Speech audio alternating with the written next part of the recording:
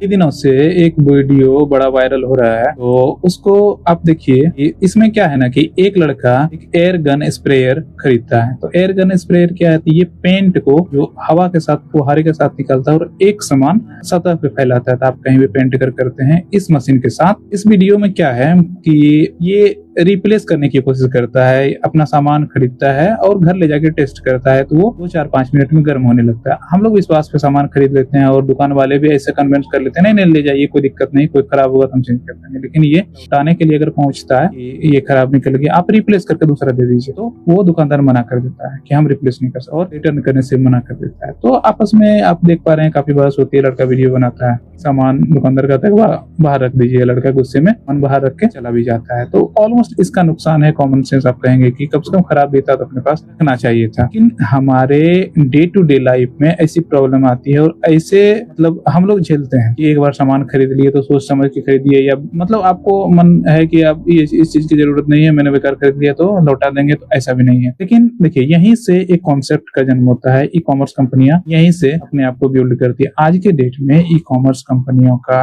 आप मार्केट जोड़ेंगे तो $100 बिलियन का मार्केट है। $100 बिलियन यानी आप 8 लाख करोड़ से ज्यादा का ही मान सकते हैं। तो ये चीजें एक अनुमान के अनुसार 2030 तक $300 बिलियन तक पहुंच जाएगा। ये क्यों हो रहा है? क्योंकि ये ई कॉमर्स कंपनियां एक चीज प्रोवाइड करती है, जो है एक टर्म एंड कंडीशन, जो ये कहती है वो करती है। अगर आपको 7 दिन का टाइम का पीरियड देती है, अगर आपका प्रोडक्ट खराब निकलता है या आपको नहीं जरूरत, नहीं पसंद आया, तो आप वापस कर सकते हैं। ये चीजें जो है लोगों को बहुत पसंद आई। तो बहुत सारे लोग डर डर के खरीदते थे कि ये फ्रॉड है, फेक है। आप देखिए, आपका डिसएडवांटेज आपको जानना है, आप किसी से मत सुनिए, इसी शॉपकीपर्स के पास पहुंच जाइए। ये वही ऑनलाइन का इतना बुराई करेंगे और अपने आप देख पा रहे हैं क्या करेंगे। अपने सामान खरीदते हुए इस लड़के को देखा और आपने भी एक्सपीरियंस किया होगा डे टू डे लाइफ में, इस तरह की प्रॉब्लम हर किसी को फेस करना पड़ता है। तो यही कारण है कि ये ई कॉमर्स कंपनियां, ऑनलाइन शॉपिंग जो है इतना ज्यादा बढ़ रहा है, मॉल्स का प्रचलन बढ़ रहा है, सब कुछ बढ़ रहा है। तो एक ट्रस्ट इशू होता है।